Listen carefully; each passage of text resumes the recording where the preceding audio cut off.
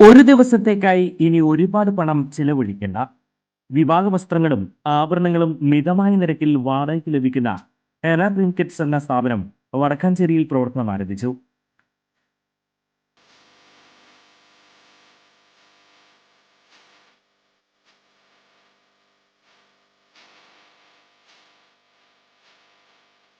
Sewer Chittilappilly MLA ഉദ്ഘാടനം ചെയ്തു.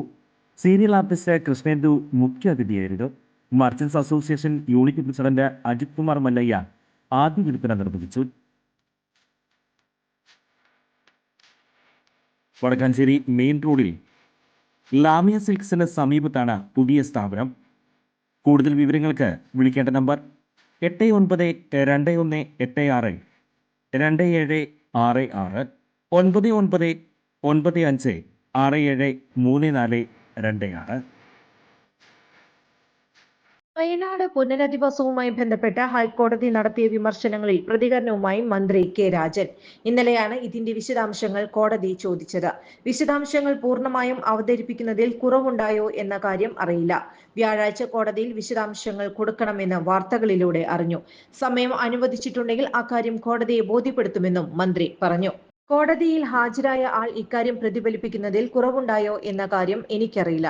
അഡ്വാൻസായി നൽകിയ പണത്തിന്റെ കണക്ക് നൽകിയിട്ടുണ്ടോ എന്ന് അറിയില്ല. SDRF പണം ചൂരൽമലയിലെ ആവശ്യത്തിന് കഴിയുമോ എന്ന കാര്യം വിവാദങ്ങൾ ഉയർത്തുന്ന ആളുകൾ പറയുന്നില്ല.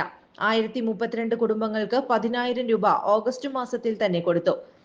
SDRFിലെ ഫണ്ട് ഉപയോഗിച്ചു മാത്രം കാര്യങ്ങൾ നടത്താൻ കഴിയില്ല. 15ാം ധനകാര്യ കമ്മീഷൻ നിർദ്ദേശപ്രകാരമുള്ള 298 കോടിയാണ് നൽകിയത്. കോടതി നടത്തിയ പ്രതികരണത്തെക്കുറിച്ച് മാധ്യമങ്ങളിൽ വന്ന വാർത്ത അടിസ്ഥാനമാക്കി പ്രതികരിക്കാൻ കഴിയില്ലെന്നും മന്ത്രി പ്രതികരിച്ചു. കാര്യങ്ങൾ കോടതിയെ ബോധ്യപ്പെടുത്തും. ഏറ്റവും ഉത്തരവാദിത്തപ്പെട്ട ആൾ തന്നെ കോടതിയുടെ മുന്നിൽ ഹാജരായി വ്യാഴാഴ്ച കൃത്യമായി കണക്ക് നൽകും. 291 കോടിയിൽ നിന്ന് വാടക കൊടുക്കാനാകുമോ? എത്ര കോടി വന്നാലും ചിലവാക്കാൻ കഴിയില്ലെങ്കിൽ പിന്നെ എങ്ങനെയാണ്? ചൂരൽമലയ്ക്ക് പ്രത്യേക പാക്കേജ് വേണം.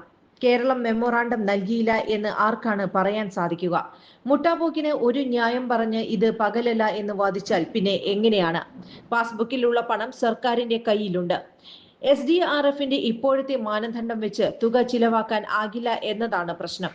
കേരളം ആവശ്യപ്പെട്ട 3 കാര്യങ്ങളിൽ 3ഉം നടപ്പാക്കപ്പെട്ടിട്ടില്ല.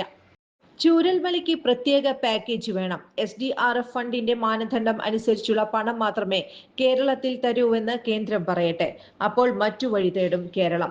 മാനദണ്ഡങ്ങൾക്കപ്പുറത്ത് ചൂരൽമലയിലെ ആളുകളുടെ കണ്ണീർ തുടയ്ക്കാൻ ഒരുപാട് പണം വേണ്ടിവരും. അത് നൽകുമോ എന്നതാണ് കേന്ദ്രം പറയേണ്ടതെന്നും രാജൻ പറഞ്ഞു. കൂടുതൽ വാർത്തകൾക്ക് ഞങ്ങളുടെ ചാനൽ സബ്സ്ക്രൈബ് ചെയ്യുക. ഫേസ്ബുക്ക് ഫോളോ അപ്പ് ചെയ്യുക. വാർത്തകൾ വേഗത്തിലറിയാൻ Anytime News.